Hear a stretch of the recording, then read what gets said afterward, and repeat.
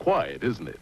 It should be, for this is the peaceful little village of Foggy Bog, Wisconsin, where the even tenor of life is uninterrupted by the noise and clamor of the workaday world, where calm and serenity reign unchallenged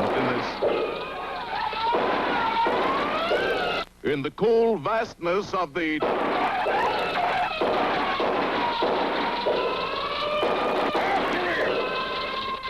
of the deep forest glades Oh, never mind. They're gaining, Fillmore. Can't you go any faster? Yeah, I can, but this truck keeps holding me back. Then it's time to turn to subterfuge. Subterfuge? It's not on the map, Professor. Of course not, my bird-brained buddy. It's just a state of mind. Well, let's not cross any state lines, Professor. That's real trouble. That's a federal offense. Pull onto that side road, Fillmore. Left, right? Right, left. And the strange conveyance pulled to a stop before a neat little home by the side of the stream. I wonder who resides in this quaint Quonset. There's his name on the box. What is it? It's mail. U.S. mail. Thank you, J. Robert Knucklehead. Let me see that. Oh, the name is Hooper. Hoppity Hopper.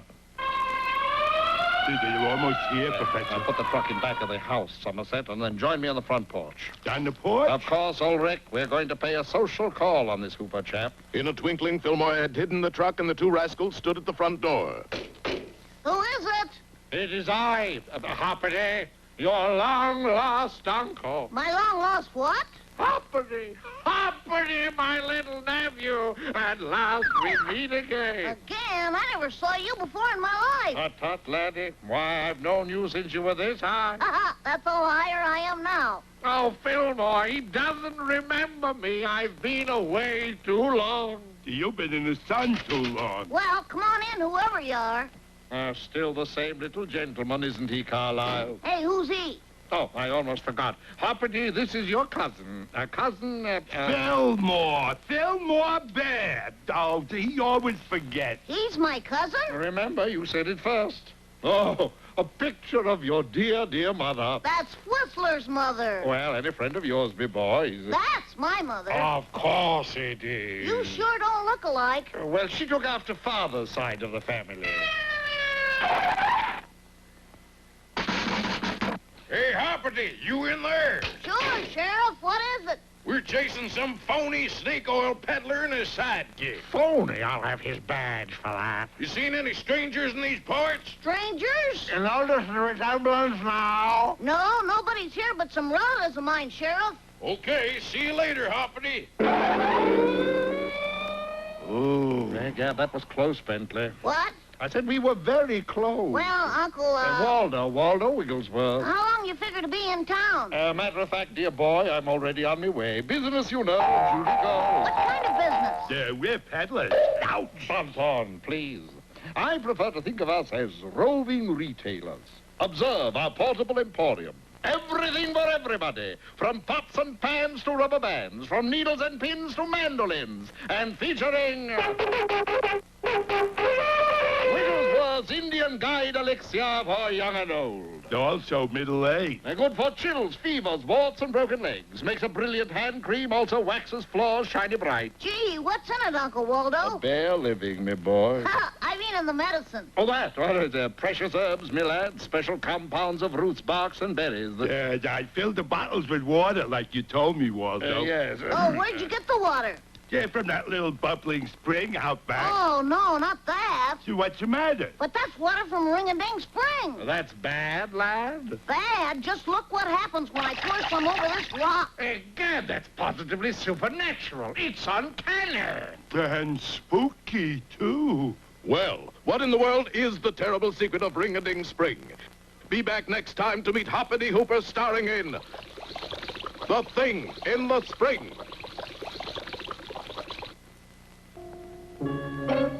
Last time, you remember, Hoppity Hopper met those two rascals, Professor Waldo Wigglesworth and Fillmore the Bear. They were roving retailers of a remedy called Indian Guide Elixir, good for man or beast. But when the bear filled the elixir bottles with water, Hoppity was horrified. But that's water from Ring-a-Ding Spring. Well, the euphonious name, that. It sounds phony to me, too. But nobody can drink that water. And pray tell, why not? Well, look what happens when I pour some over this rock. It gets wet. No, watch. Sure enough, as they watched, the rock underwent a curious transformation. Whoa, Waldo, it's growing hair. Hair. Yes, hair. For in a few seconds, the rocket sprouted a cookie duster mustache and a small Van Dyke. Then they grew into a huge handlebar mustache and a full set of sideburns. Dad Bradley, it's fantastic. Now can you see what would happen if you drank it? Yeah, I have a fur-lined stomach. Hey, what's the matter with your grin? Sure enough, something strange was happening to Waldo.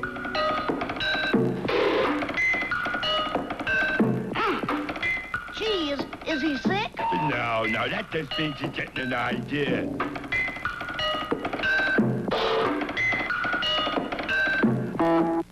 What is it, Waldo? I can see it now. A vision of loveliness. What is it? It's a bottle. What's in the bottle? Water from Ring-a-Ding Spring, and on the label it says... Yes.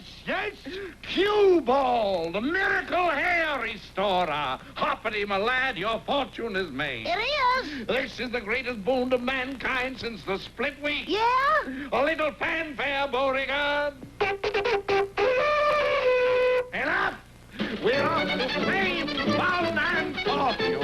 And sure enough, in the next few days, the country was bombarded with news about Hoppity's discovery. Frog's discovery astounds medical world. Cue Ball hailed as scout saver. Your printer picked its Cue Ball factory. And the whole world immediately took cue ball to its heart. Or rather, to its head. Now you can be taller than she is.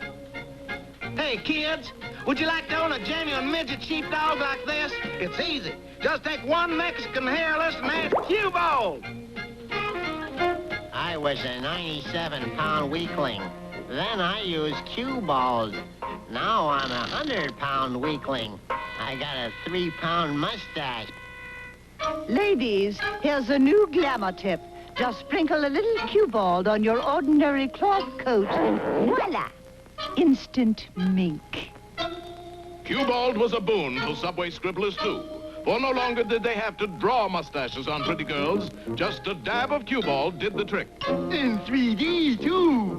Of course, there was some resentment when a case of cue-ball fell off the truck and spilled all over a city street. But the quick-witted Waldo was equal to the occasion. Good people, we will simply change the name of this street from Baldwin Boulevard to Long Hair Lane. Gee, Waldo, everybody likes us. No, Hoppity, not everyone. For here in his palatial home sits Cyrus Flugelhorn, the famous millionaire miser. Look at that chart, Windrip. It's awful. Universal toupee down, federal wig down, United Scalp Wax down. What happened, Mr. Flugelhorn? Cue Ball, that's what happened. You want I should get rid of them cue-ball guys, Mr. Flugelhorn? Yes, Windrip, and get rid of them permanently. Right, boss. And, Windrip, Yeah, boss. cheaply, too. Right, boss. And the sinister Windrip slithered out into the night. Well, it looks as if our three friends have picked up an enemy, and a powerful one at that. Don't miss next time. Hoppity Hopper starring in Dressed to Kill, or Three's a Shroud. Well, Hoppity Hopper's life hasn't been the same since Professor Waldo invented Cue-Balled, the miracle hair restorer. Give me a bottle. Here, I'll take one. Give me 4 of them. I want the large economy size. Look at that crowd of suckers, customers, Osgood. This stuff is selling like hotcakes. Yeah, well, sure. Whoever hated growing hair with hotcakes? Little wonder Cue-Balled was so successful, for it actually did everything it was supposed to do. It not only grew hair on heads, but everywhere else. People used cue balls to repair shag rugs. They used it to turn T-shirts into Angora sweaters. One famous movie star even poured gallons of it on the ground in front of her home. Yes. Now I've got the only blonde lawn in Beverly Hills. What does your gardener think of that? Oh, what gardener? I use a hairdresser. Tell me, Miss Lavoom, do you want your lawn parted on the side or with bangs? Hey, Waldo, that's the last of this batch. I'm sorry, folks. That's all for today. Oh, that's so bad. Just one more. We better get back to Ring-a-Ding Spring and fill up some more bottles, Uncle Waldo. No, Hoppity. First, let me wallow about in all this scratch. Scratch? Moolah, my boy, get us happy cabbage. He means money, Hoppity. Oh, well, I'm glad you're so happy, Uncle Waldo. Well, there's only one little drawback, really. What's that? We made it honestly. Well, what's wrong with that? It's a new experience for me. When you've been a snake oil peddler, making an honest dollar seems like cheating. Little did our friends know that they had made a bitter enemy. Cyrus Flugelhorn, the notorious millionaire miser, whose investments in wigs, toupees, and scalp wax were now practically worthless. You're my broker, Crudley. What's the outlook? Mr. Flugelhorn, if it's hair today, you're gone tomorrow. Drat and double drat. Lucky for me, I sent Windrip to pay those upstarts a little visit. But it's not one-way, Windrip. Why, he's a thug, mean, depraved. It works cheap, too. He'll pulverize those idiots. But a man in your position can't do a thing like that. I know. That's why I sent Windrip. And at that very moment, the sinister Windrip was lurking outside Professor Waldo's caravan.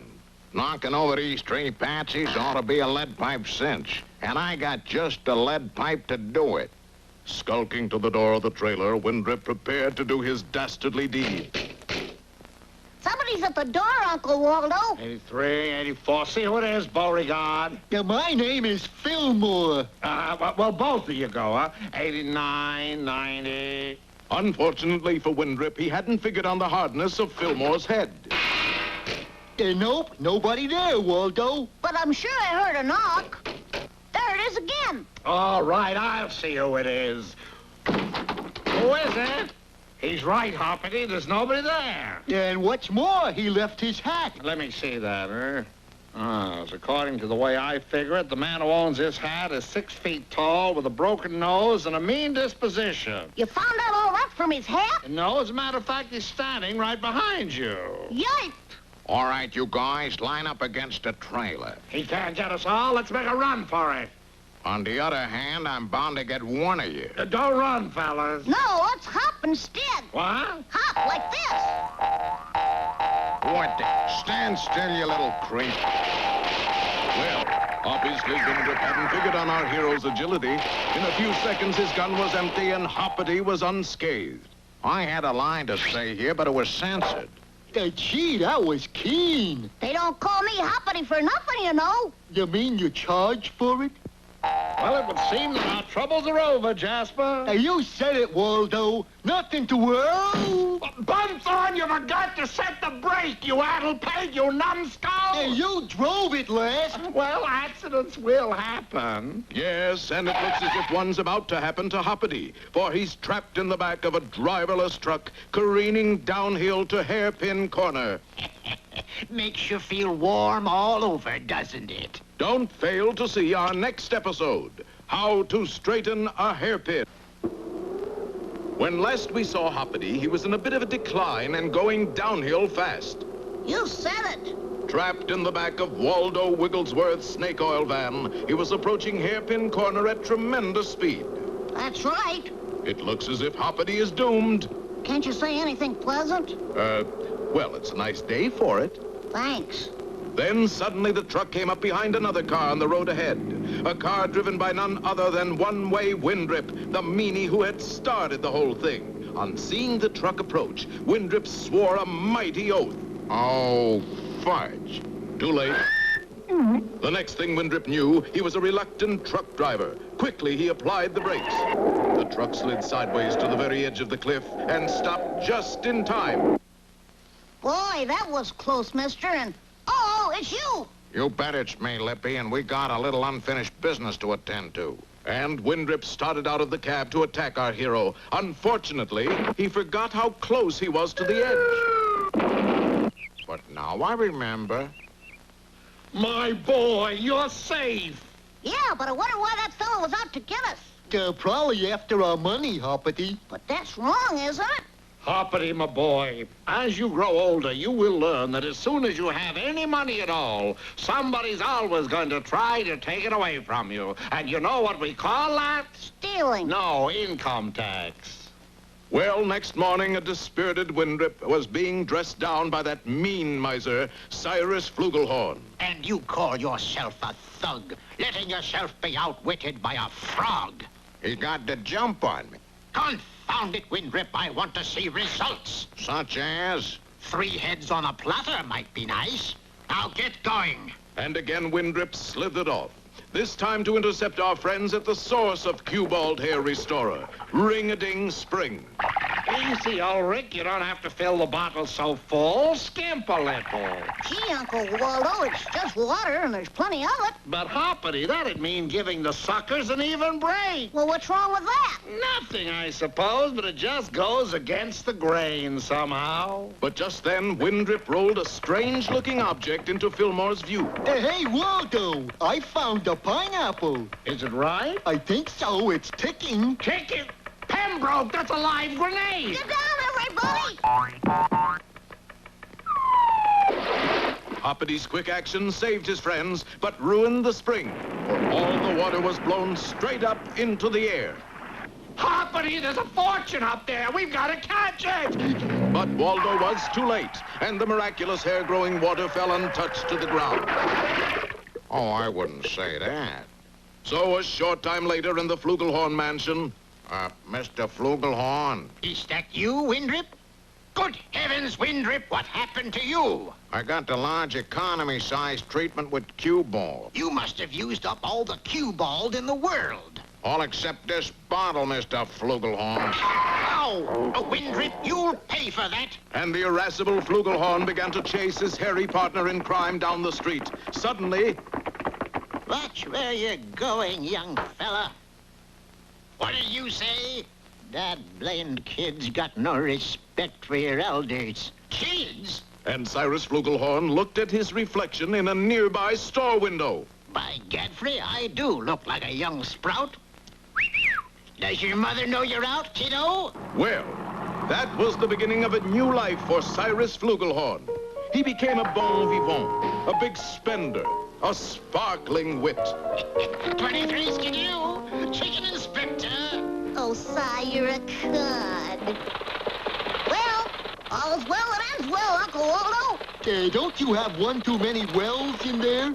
What next? Well, I thought we might go into business in a small way with just a pea and 3 walnut shells. Now, you just keep your eye on the little pea, young man. Well, our friends are off on a brand new story.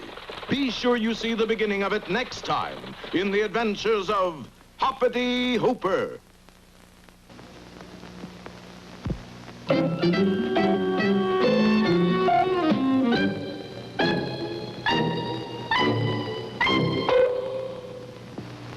Well, folks, it's... Hoppity, haven't you forgotten something? Oh, yeah, wait a minute.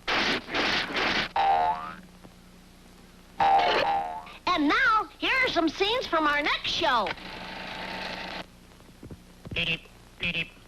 It's got kind of a beat to it, though, Waldo. Listen.